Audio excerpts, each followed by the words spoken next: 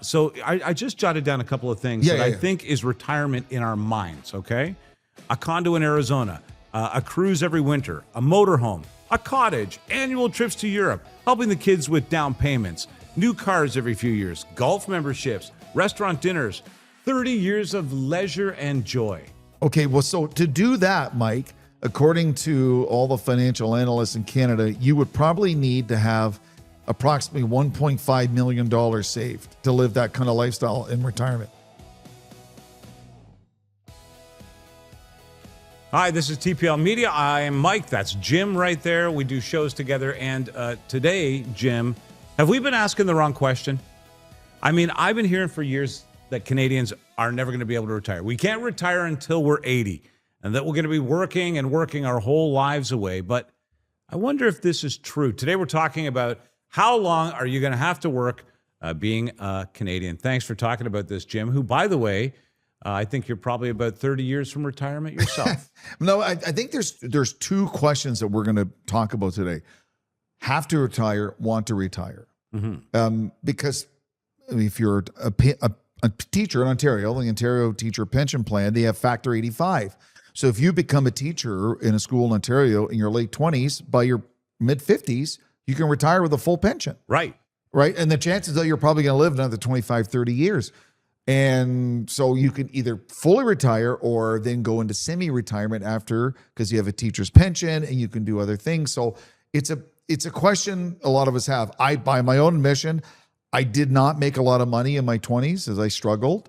So I kind of still need to work, but I also like to work and I want to work. Yeah, so that's a perspective, right? That's a perspective. And I know people in certain professions and other jobs, whether it's white collar or blue collar or the trades or whatever they do, they enjoy it. They enjoy working. They enjoy the passion.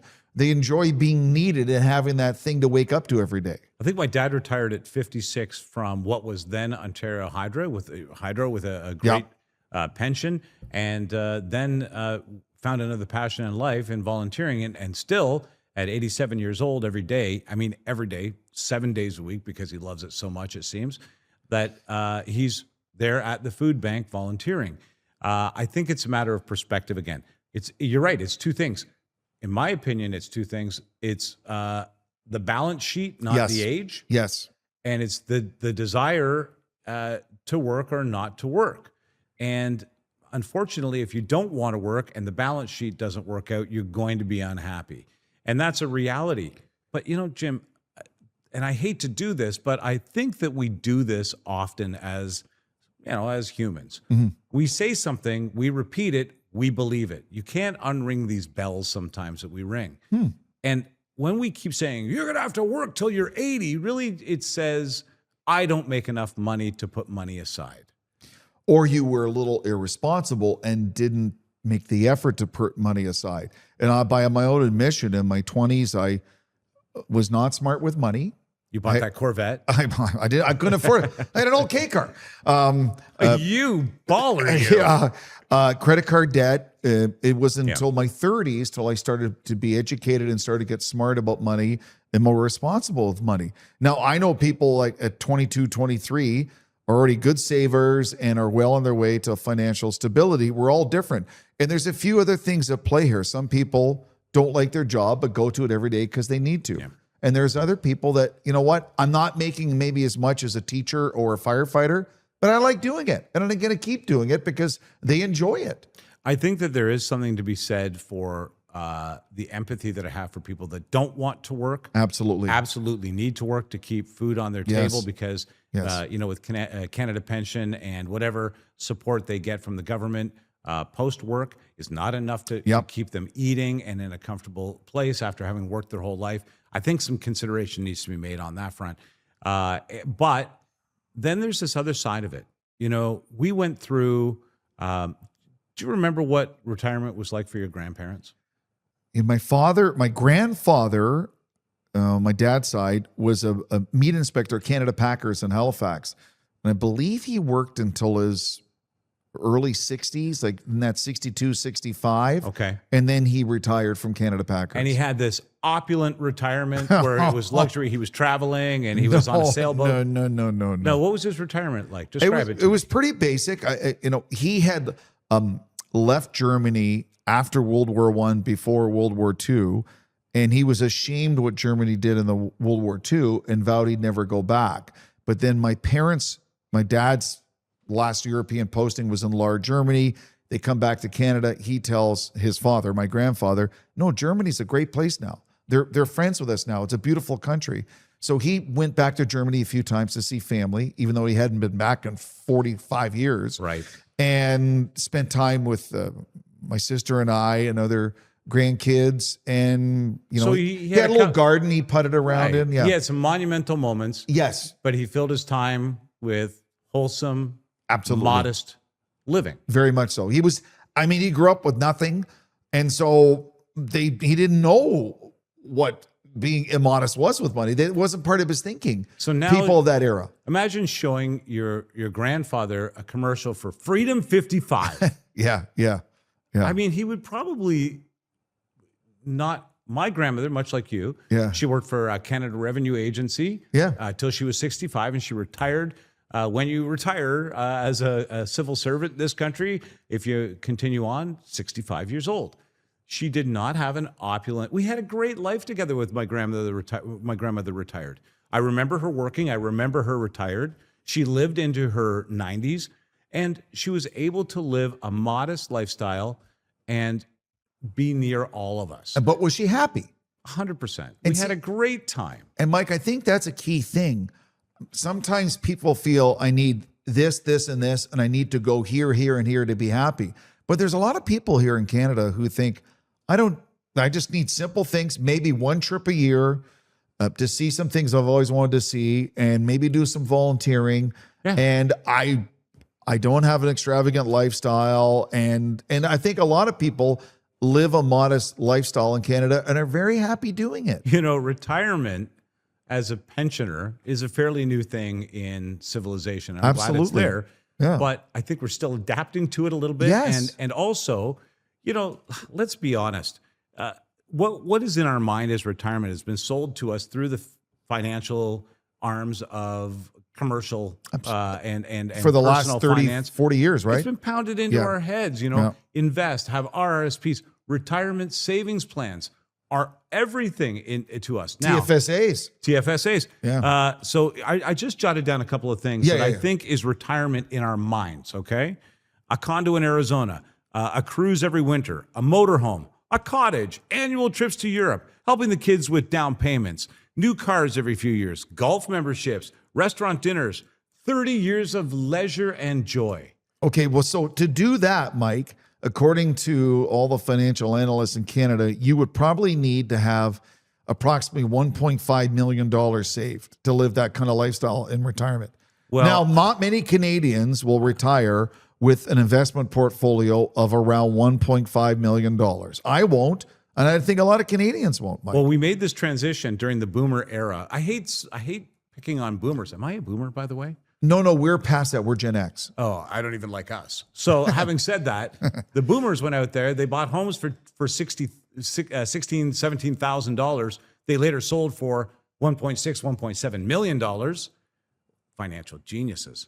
But they had, we witnessed as youth and young adults, our parents experienced this upswing of financial abundance. And I think that what happened, we redefined retirement as financial abundance and not financial independence. And here's the other thing too, the boomer generation, most jobs back then had a pension, some sort of pension. Yeah. So you'd have your work pension, your CPP, and now your old age security. So you had 3 income streams post-retirement. Most jobs now in Canada do not have a pension or a retirement plan. They simply don't. There's a lot of self-employed people or companies, small, medium-sized companies, that they give you this, this, and this, but a pension plan is not part of it. So you're on your own. And that is why the government workers, provincial or federal, a teacher, a first responder, they're the most solid pensions in Canada when you think about it. Right. Because most jobs, most careers don't have pensions. Now, I know tradespeople like the Carpenters Union, Electricians Union, they have through the unions, they have a good pension plan as well. Well, and it's interesting. We just had a really great conversation with our colleague here, Paul McCucci. He has done a lot of building Yes, in very much his, so. Yeah. career. And he's watching the people in the trades in their 50s, late 40s, 50s, late 50s saying to themselves, I don't want to retire. I'm about to hit the biggest boon in the history of my career because of things like AI. Well, to that end, Mike Rowe, the host of Dirtiest Jobs, he was telling a story about AI data centers. And they just announced this week a $13 billion Meta AI data center in Edmonton. Yeah, I invested in that. Massive. No, I'm just glad you kidding. did. I did not. But he said data center electricians, this is in America, are being poached and recruited like athletes and being really? being paid upwards of $250,000 a year because they're in such need. So that Meta data center they're building in Edmonton at $13 billion will have to be wired and staffed by high-paid tradespeople, and they'll get them wherever they can get them. So now where you've got certain trades, professions, some very high-end professions. We were talking about accounting. We were talking about law, for example, where your practice is your book. Absolutely. And if your book is easily handled, if you as a client can do your own work easily with AI tools, suddenly some of these top professions, and we've talked about this, are going to fall to the side, while people who do plumbing and electrical and data servicing and networking and all of those building data centers, those trades are going to do very well in the next little while. Extremely well. And by the way, if Mike Rowe says it, I believe it. So, I think that what we define retirement as is changing. And I think just to say, you can't retire in Canada is a little extreme. Yes, it's not quite genuine. But can you retire to this opulent lifestyle that we've envisioned? I don't know that that's really healthy to think. I don't know how many people like watching this right now, listening, even think that way, Mike. I wonder. What is a comfortable retirement lifestyle, I think, is different for every person. And the one thing that COVID did teach us, a lot of people had time to pursue passions that they didn't have time because of their jobs. So when they're furloughed, they started doing different things. And that's the one thing that retirement, if you're into forced retirement or retirement, and you're like, I can't sit around 7 days a week, I'm going to do this, and I'm going to learn how to do this, and I've always wanted to be part of this. And I think there's going to be, that's something that's you're seeing more and more of, where it's volunteering at a hospital, driving seniors around who need help, driving people who have some sort of physical handicap, volunteering at the food bank, or learning how to do your own carpentry, or learning how to do stuff like that. That's now you have the time. You ever think about this? The other day I was thinking, if our fearless leader, Shara, comes in one day and says, Mike, you're done. I think I've already got an idea what I would do. What was that? Honestly, Home Depot. I do love going to the Home Depot, so I think I'd enjoy putting around Home Depot. But I don't have a lofty, I'm going to be a screenplay writer. Right. I'm going to be a stage actor. Yeah. I think I should consider that.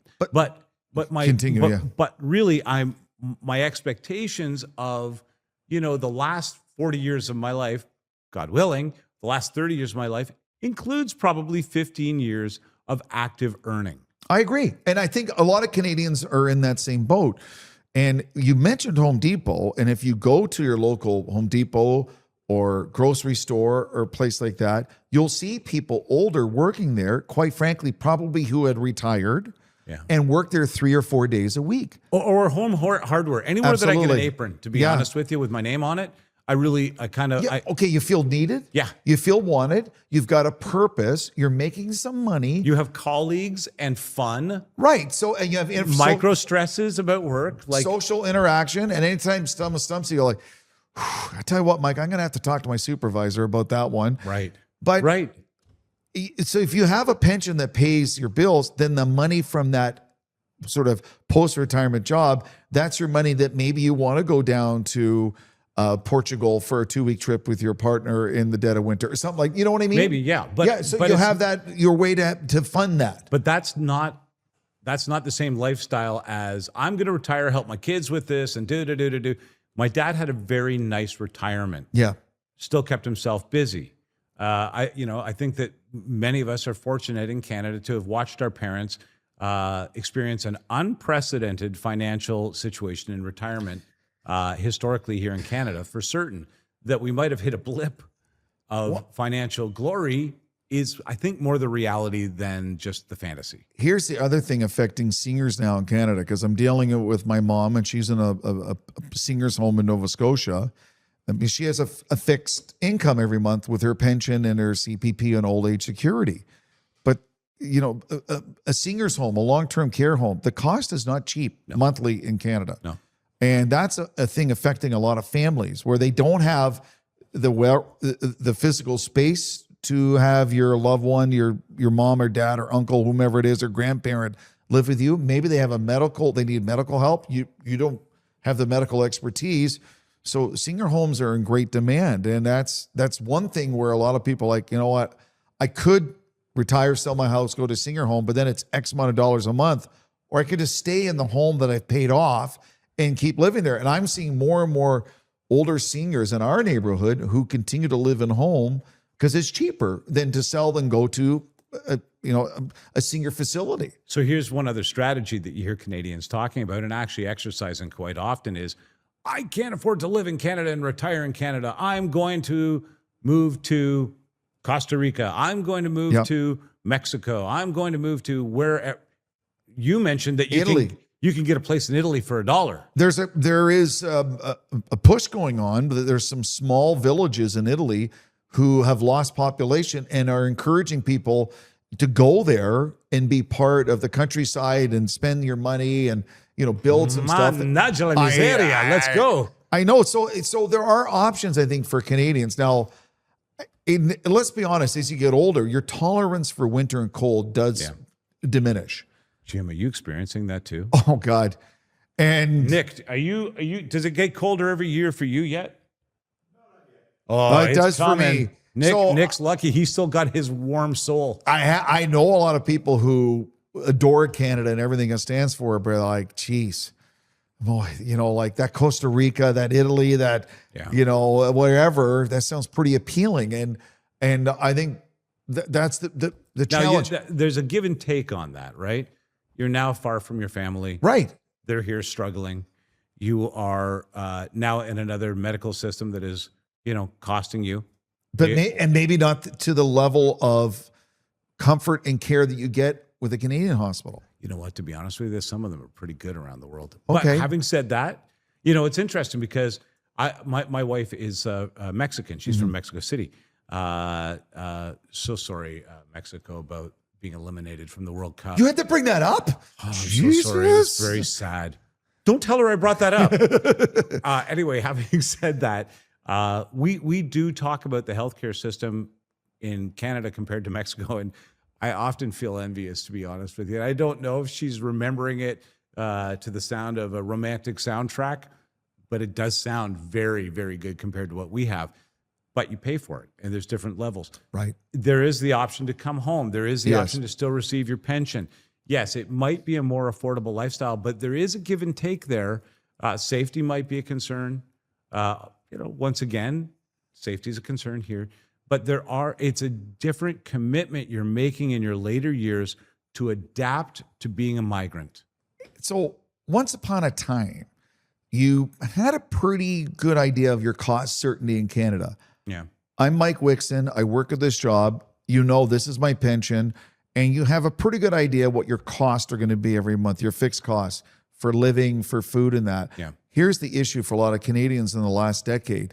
The costs have gone up significantly for rent, for food, for gas. Price of gas going up again because Trump's firing a bunch more missiles against Iran across the Persian Gulf. So all of a sudden that fixed income, that Canada pension plan, that pension from work doesn't get you as far as it did 10, 15 years ago because the costs have gone up so much. And that's a concern for a lot of seniors in this country. It's so interesting. I'm fortunate to have some friends that are seniors. Mm-hmm. And one of them said to me recently, I thought when I retired, I'd want to do a lot more stuff. I really don't. I'm pretty happy golfing. Yeah. He thought he would be jet setting. He thought that he would Right. have the energy to go do this and that. But they're happy doing that. He's now settled into what makes him happy, which is a very modest approach to life, even compared to his working years. But Mike, I think they have anyone, by the time they get to their senior years in this country, by God, they've earned the right to do what makes them happy. But if you're in a trade and for the next 20 years you're gonna make bank and you've got the energy to do it, the likelihood is you will. Well, and then as you get older, you can pick and choose your jobs and how many days you work. So like I'll work Tuesday, Wednesday, Thursday in the job site, but from Friday to Monday, I'm here, there, everywhere. I don't work. But so you could tell someone, yeah, you got me these days of the week and I'll do it. But that's it. I mean, because you can. And if you're someone hiring them, what choice do you have? I told my daughter-in-law that I would be happy to work as a guide or a host at the art gallery she works at. And no, I don't think so, Dad. That's not going to happen. Well, why? Very loud. But, so, you have to pick and choose based on what you have. But I do think when we look at it, I guess my overall impression when we chose this as a topic was it could be an extreme thing where you and I sit here and go, you can never retire. Canada's in bad shape. It depends what your expectations are, Mike. I think that is the discussion. And it depends where you live in Canada, and it depends what you do. I think the happiness is an internal thing. Yeah. I can't tell anyone in this world, do this and you'll be happy. That's not how it works. They don't know what makes me happy, and I don't know what makes them happy. I do know that, yes, you do need a certain amount of money. And if you're having trouble saving, you probably maybe work longer than you expected. But maybe you work less days. Maybe it's on a reduced hours. Maybe you're having an extra day of the week to do this or do something else. But, even the Canada Pension Plan, they send you the notice that if you retire at 65, you get X. But if you work to 70, it's worth 42% more. Well, we are living longer, and some people do want a purpose and a mission in life. Some people will retire and be lost until their dying day. You don't want to be that person, I don't think. Jim, another thing that comes to mind, we sit here talking about retirement as a potential problem. I live next to a municipally run retirement community that offsets. It's subsidized. Yes. And, it's a lovely group of people. I'm blessed to be mentored by so many very special retired people in my community. You can learn a lot from them. They tell me a lot. I'll tell you that. How much of it sinks in, I can't tell you. But having said that, I often will look over there and think that there are super happy people in that building. Yes. And there are super sad people in that building. And the difference between the two is singular. It is not financial. It is not It is not anything that they could have done with their life. It is that they are alone. Bingo. And that, I think, is the key to a happy retirement. You're not alone. You're still socializing. You still have contact with your family. That you have happiness that is what you and I talked about. It's not opulent. No, it's really simple things. And the phone, the cell phone, the smartphone can be a bad thing, but the ability to FaceTime, to video chat with family members, no matter where they live, I think it's a good thing. I know we've done with our daughters who live in different parts of Canada. We set up weekly video chats. We can see them. We can talk to them. When they say, I'm fine, we can see if they're really fine or not. Yes, that's true. Yeah. And they show us their apartment, and this is my cat, and this is my plant. And it feels different than just being on the phone like we were in Humber College back in the 80s where, you had a calling card and, that's what it was. A calling card. I had a Bell Jim, Canada I think it's time card. for you to retire. Oh, geez. You just aged yourself. I just aged myself, but I remember the passcode was like 18 oh digits my God. long. You were like, do. Yeah. Oh, damn it, I got to start over. Start over, yeah. But it all comes down to, I think, three things. Are you bored? Because boredom is a real thing. No, that's an illness. Absolutely. Yeah. So maybe people still want to do something. Maybe they want to work in a trade 2 or 3 days a week, or volunteer 2 or 3 days a week, or do something like that a few days a week to feel needed and wanted, and that's enough for them. Maybe they want to coach sports, volunteer at a hospital. Maybe they want to work part-time at Home Depot or home hardware in their community. I think we're realizing that the senior population of this country can offer this country so much. I mean, look at Clint Eastwood. He's 92. He's still making movies. Yeah. He's still But you know what? Seniors are in great shape. Oh God, yes. It's incredible. You see, I see people on the trails near my home and stuff like that.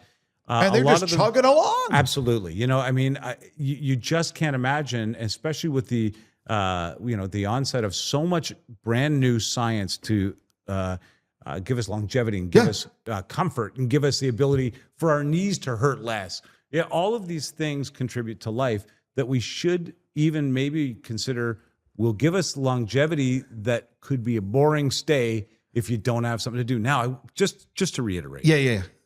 I think there's a percentage of Canadians that can't afford to retire. They can't afford to eat. There's no question. They can't afford to do it. Yeah.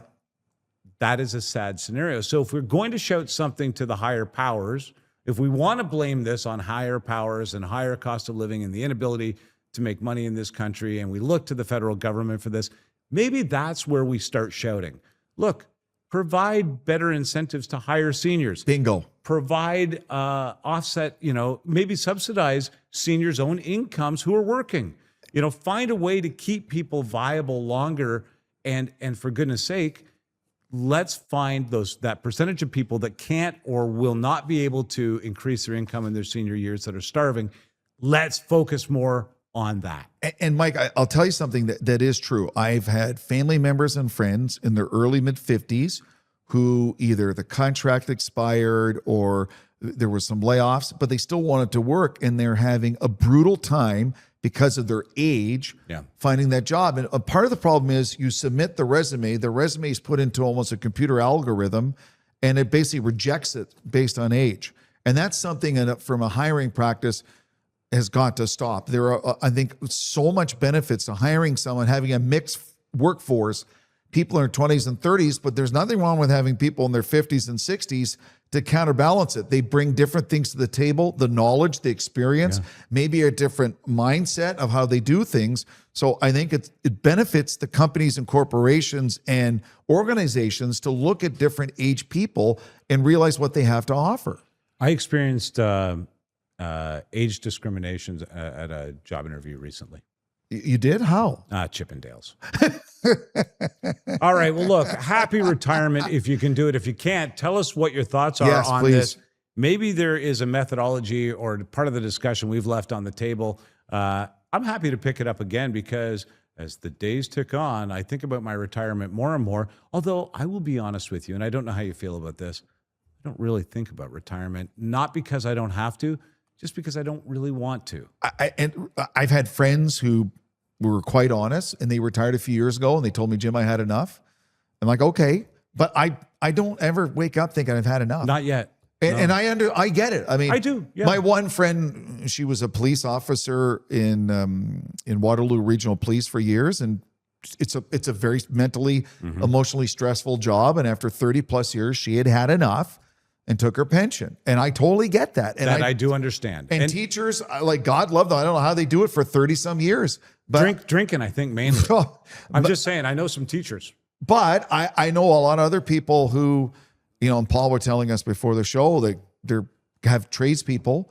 They still like doing it. They still can do it. They're making more than they ever have. And they can pick and choose the days they work and the jobs they work at and keep doing it. And so if you like what you do, you can keep doing it.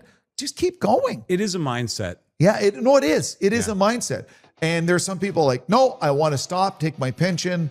I want to travel. I want to golf. I want to do this, this, and this. But I think you could, there was a movie a little while ago with Anne Hathaway and Robert De Niro, and he played, it was called The Intern. And it was about a guy who had retired. He was a widow. He had traveled the world. And he's like, I'm bored now. I've gone everywhere I want to go. So he was this 65-year-old intern at this company, and it was actually a well-made movie, but a good example of what he brought to the company because of his experience and age, and how it made everyone and the younger employees better. Yeah, I do think that there's value in that story. Absolutely. I think that we hear about that all too little, but it's out there more than we think. Jim, thanks for your time. Thank you. Looking for reliable and convenient personal safety products? Less Lethal has you covered. As Canada's only authorized Byrna distributor, we provide a range of products for recreation, protection, and security. Explore our Byrna launcher lineup, including the LE, SD, TCR, and Mission 4, designed for different levels of performance and protection needs. We also offer the Banshee personal safety alarm, designed to protect children, women, and vulnerable individuals. Because your safety is our top priority. Shop now at lesslethal.ca.